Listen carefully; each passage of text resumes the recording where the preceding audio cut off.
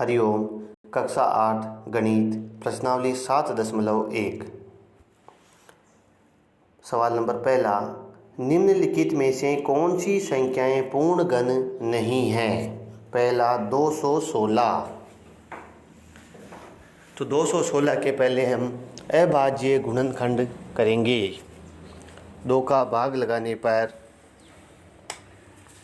108, फिर 2 का भाग लगाया 54, फिर 2 का भाग लगाने पर 27, फिर 3 का भाग लगाया 9, फिर 3 का लगाया 3, फिर 3 का 1। इस प्रकार 216 बराबर 2 इंटू 2 इंटू 2 और 3 इंटू 3 इंटू 3। अभाज्य गुणनखंड में प्राप्त संख्याएं 2 और 3 हैं और दोनों के ही 3 3 के समूह बन रहे हैं, अतः 216 एक पूर्णघन संख्या है। इसका चौथा भाग 100 के अभाज्य गुणनखंड करने पर हमें प्राप्त होते हैं 100 बराबर 2 इंटू 2 इंटू 5 इंटू 5।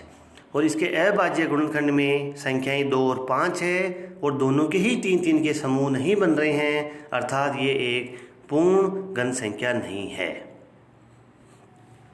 सवाल नंबर 2, वह सबसे छोटी संख्या ज्ञात कीजिए जिससे निम्नलिखित संख्याओं को गुणा करने पर हमें पूर्ण घन संख्या प्राप्त हो जाए। पहला 243। 243 के गुणनखंड करने पर बराबर प्राप्त होते हैं 3 इंटू 3 इंटू 3 और 3 इंटू 3। यह हम देख रहे हैं 3 का एक तो 3 का समूह बन रहा है, परंतु अंत में 3 का समूह नहीं बन रहा है, एक अंक कम पड़ रहा है। तो हम 243 को 3 से गुणा करेंगे तो ये पूर्ण घन संख्या बन जाती है। 243 इंटू 3, तो इधर ये अंत में 3 का भी समूह बन जाएगा, अर्थात 3 से गुणा करने पर 243 पूर्ण घन संख्या बन जाती है। चौथा 675। इसके अभाज्य गुणनखंड करेंगे तो 675 बराबर 3 इंटू 3 इंटू 3 और इंटू 5 इंटू 5। यहाँ पर भी हम देख रहे हैं अंत में 5 का संख्या 5 अंक 5 का 3 का समूह नहीं बन रहा है, अतः इसे भी पूर्ण घन संख्या बनाने के लिए हमें 5 से गुणा करना पड़ेगा। तो इस प्रकार आज हमने प्रश्न संख्या 1 और 2 को समझा है।